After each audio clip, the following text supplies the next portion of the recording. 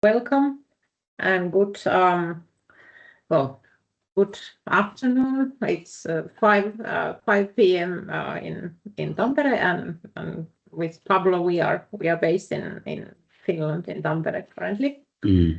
And I'm very delighted to chair this this session of the Inkasi Living Lab, where we will hear our visiting fellow Pablo Molina Derteano on higher education leads for research program on horizontal stratification. And Pablo is a sociologist, and he holds a PhD in social sciences from the University of Buenos Aires, Argentina.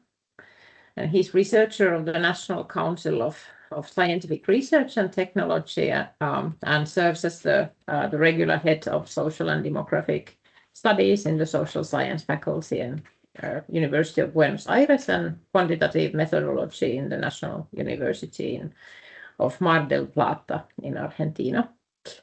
And his areas of expertise include middle school, upper and higher education, youth labor markets, and social inequalities, public opinion, and legitimation of social and economic policies.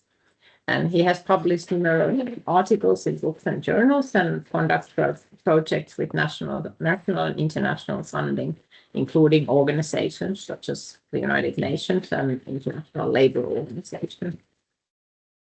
And yes, so Pablo, well, the floor is yours. Okay. I'm going to share the presentation. So, let's see.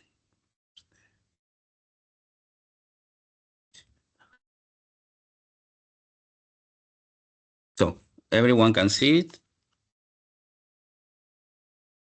Yes. Yes. It's not in presentation mode. There?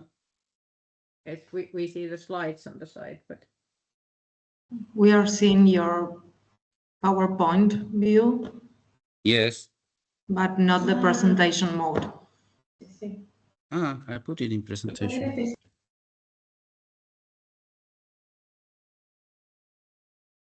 Like that?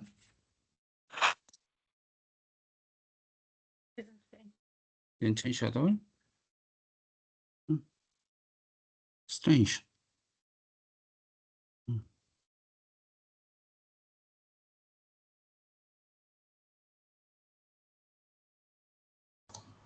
Now it is. No, it is? yeah. So what's a matter of delay connection? Well, thank you very much.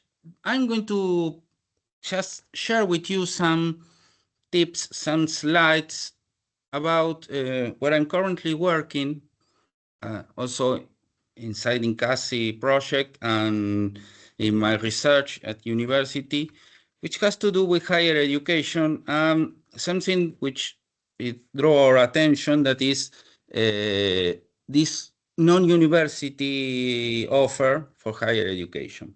Now, if we go, what we know, yes, which are things I just point out, but I'm not going to go over it a lot. Return rates on wages for those who complete higher education are significantly higher than those who achieve lower levels. Higher education graduates have less risk of falling into poverty and or unemployment. More of this came from the Inkasi First project, and well, there is a current work of Lalo and Jose about poverty in Argentina, which shows this. Another thing is, we know that access and graduation to higher education has been increasingly steadily in the last 40 years, both in Europe and Latin American countries. Between 1/3 and almost half of the working force in the European Union, North America, and some countries of Latin America is achieving higher education levels. Moreover, almost all countries in the Western Hemisphere East Asia and Oceania have declared the middle school level as compulsory. Just to give an example, in Argentina, it took the beginning of the 90s to say that the only level which was compulsory before that was basic. Now, in 2007, all middle school level remain compulsory. There are few countries in Central America which not, and of course we have what happens in Middle Asia, but what it is all these countries, what we are saying now is that there is a legal sign that middle school is like the floor, the floor in which we are standing. The growth is not only in sheer numbers, it also spreads in terms of territorial coverage and variety of careers. A preliminary comparison showing that tertiary degrees offer has grown at a rate of 2.34 compared to university degrees supply. That is to mean that for one university that opens in any territory, almost 2.5 non-university degree offers comes, no? MBA and doctoral offer is increasing its achievement too. Now, what we would like to know, I would say before there's been a growth of tertiary and or non-university offer together with intermediate degree that is being overlooked. This is since international comparison tends to count them all together within university degrees. And that is all a great bag called higher education. So our first objective is to describe and compare the evolution of this offer. There's some common sense to look down on this degree and its role on educational expansion. No? It's like saying, well, okay, more people is achieving higher education. Now, what we mean by higher education and which of this is non-university and how much is it? And what relationship does it have with mobility and class stratification? Qualitative research in Argentina and some quantitative research in other countries reveal a growing claim for shortening and changing the coursing modality of university careers. On top of that, new technologies and changes in the labor market are questioning traditional forms of higher education studies. That is to say, we know, but we haven't been able yet to put it together in a consistent way. So we have like different approaches and cases studies where we say there is a claim, both students and future employers, that says, well, university careers are too long. I mean, you can be studying 6 to 10 years, so they must be shortened somehow.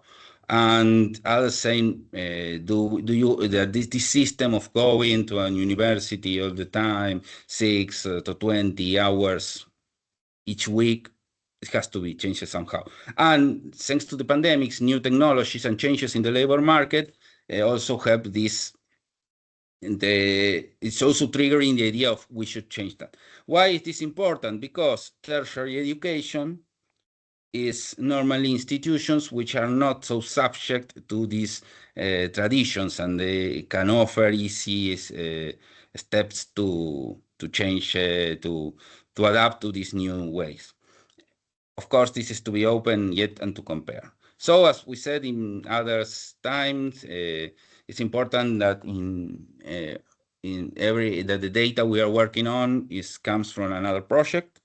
One is the UBASIT, Future Work and the Future of Work, Change of Morphology of Work and Interrupting Organizational Change. This continues being incredible reshape, and it has continuation until 2027, which is so much in Argentina in these days, no?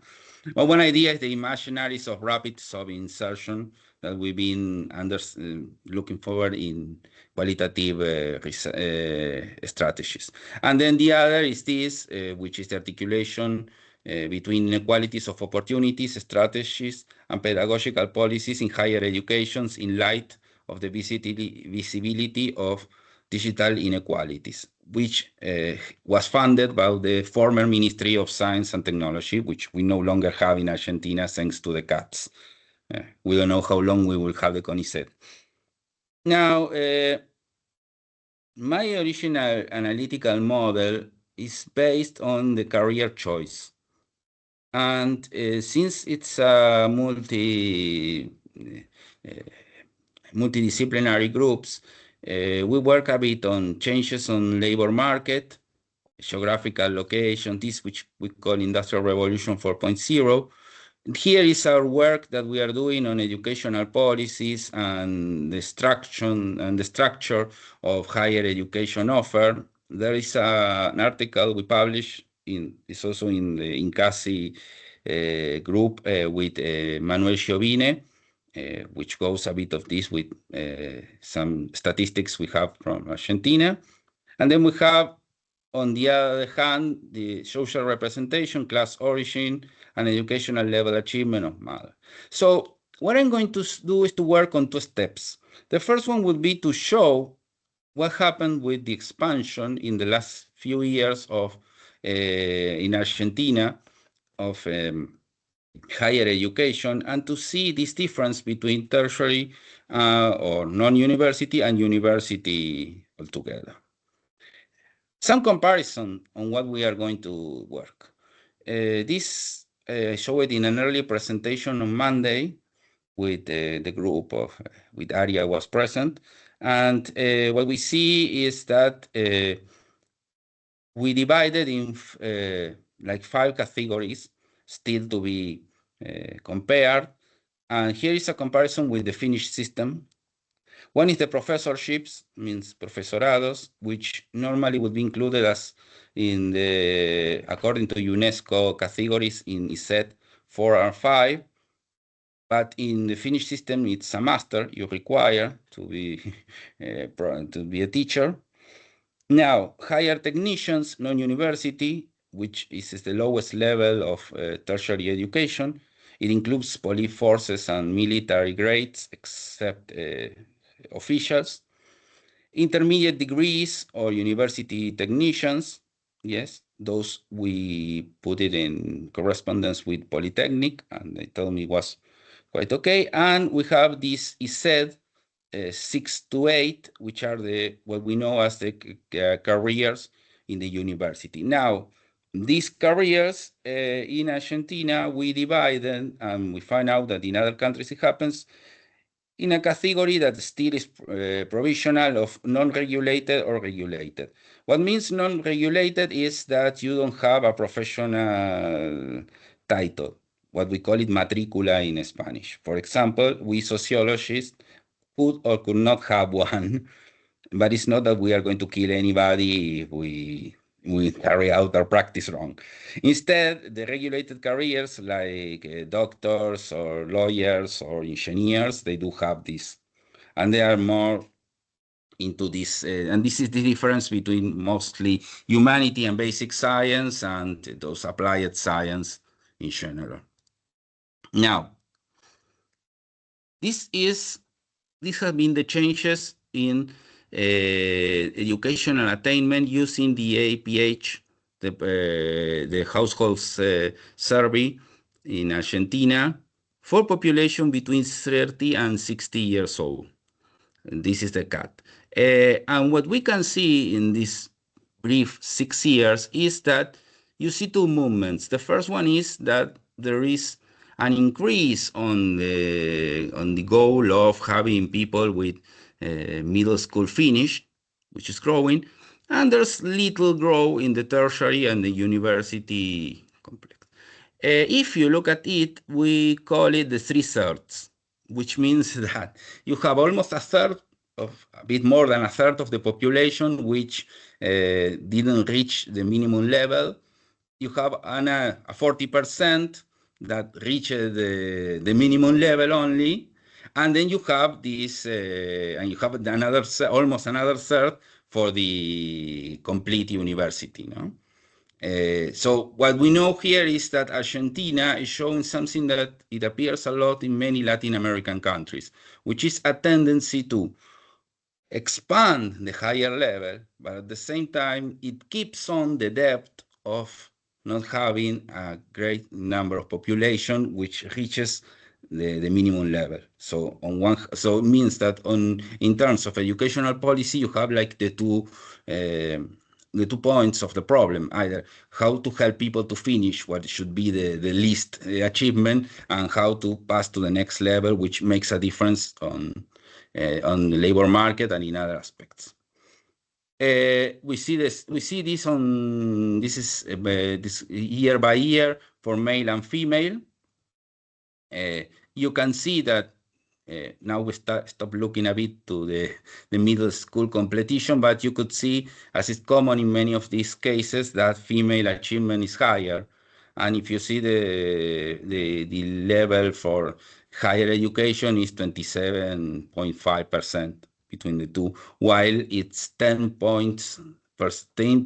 percentage points more than male. But within this, I like to make to show something which caught my attention, which is this. If you look at the evolution of higher educational attainment, the red line goes for university and more, because PhD graduates and all were very little amounts, so we put them together with. And the tertiary complete, you could see that still there is a gap which continues in between the two levels in each case. So more males are being graduating for the university level.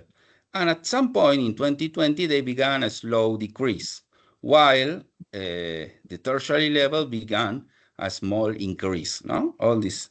We're talking about little figures, but what's showing is that still this gap between it exists and continues throughout the years, though it's shortening. Now, if we look what happened with the females, we find this. That is, that the gap, which was initially shorter, then on women, it almost crosses. You could see that the tertiary goes above the university, but very, very little. So you see two different movements. I mean, if we look it in sheer numbers, yes, it's increasing, but within gender differences is happening this, that the male continues to show a gap between the tertiary and the university, while females tend to put them together. So we try to see what happens if we change it by dividing our population into groups. One from 30 to 45 and another 45 and above. You could see the changes, yes, but still the gaps continue. So that was one of our things. What is it that is making this difference between the two groups? You could see, for example, in the female, for example, in the female group, you could see that they increase the tertiary goal, and there is a slight decrease on the university. You could see the same movement, you could see the opposite movement in male. That is, they shorten a bit and they increase a bit the university and more complete level. What shows this is interesting, because we tend to look at the whole, the two of them together, and you could see that we are following what the literature says. Normally all the reviews tend to say, yes, females have a higher educational achievement, and you can see that. But this change between tertiary and university is what we are a bit interested. Still, one thing we are missing is the origin, the class origin, which we cannot achieve it through this kind of survey, the household survey. So we use the National Survey of Social Structure of Argentina and Public Policies during the COVID pandemic, no? And the sample size is higher than this, but we shorten it to 5,239 households and adults, which is people that at least in these households, at least somebody has a tertiary or secondary degree. So now we go to the career choice to see if we can see if there is some difference if we take into account the class origin. So we divide the social origin in these groups: managers and professionals, technicians and small owners, high-skilled workers, low-skilled workers, unskilled workers. So the first thing that call our attention is this: those coming from the higher social origins tend to graduate from the higher from the careers regulated by the states. That are those which not only it could be like the highest possible level, but also that they make some guarantee of getting into professional circuits and powerful professional colleges and all that of this kind of associations will help them, no? Increase. And if you see, it's quite a number that increases there. Technicians and small owners, like low-skilled workers and skilled workers, on the other hand, tend to choose the professorships, which is something quite striking for us. Not so unexpected in the low-skilled and unskilled workers, but yes, a bit on this group that we expected to at least get to a technical level. Who tend to choose more these university technician intermediate degrees are high-skilled workers, yes, but in a level of this. But in none of these four we show such a concentration, except, well, Hauser would be very pleased to see that his model of broken corners is like here, no? So the highest level goes to the higher level of education attainment, and the lowest level of higher education concentrates the unskilled workers. But we'll go on that back. So we look at males, and the figures are a bit different. So what happens with boys is that still most of them coming from the higher class of managers and professionals goes to these careers, engineering. No, nobody seems to study sociology but me. But you see the others are here concentrating in these tertiary technical possibilities. We show the same tendency for technicians, and of course high-skilled, low-skilled workers. Now in here gender presses a great difference. You could see, for example, that high-skilled workers continue to be technicians, but low-skilled workers and skilled workers, whether if their children manage to finish a higher educational level, they concentrate in the lowest possibility of being technician, the non-university higher technician. There is also the influence that may be playing of the police forces and or military service, which in Argentina are at tertiary level. When we switch to the origin, females, the same tendency seems to happen for them, and there are what it call our attention is that in the higher class, the group seems to be more divided, and especially that women tend to go more for humanities or to careers not regulated by state. There's a number of studies on how there is a shortage of female matricula in STEM careers, and probably is one of the explanations we are having there. And finally, to make a comparison, we did the same as in the other, that is to compare, to see the differences between groups by ages. And then what we see is we switch it. So, and it's like it is following time. I mean, it's looking to an evolutionary point of view, but in the ones on your left are the elder, and the ones on your right are the younger. So from 46 to 60, you could see that in the case of boys, men, they are a bit like almost with a very similar distribution. But when we switch to the olders, you see there's a difference there.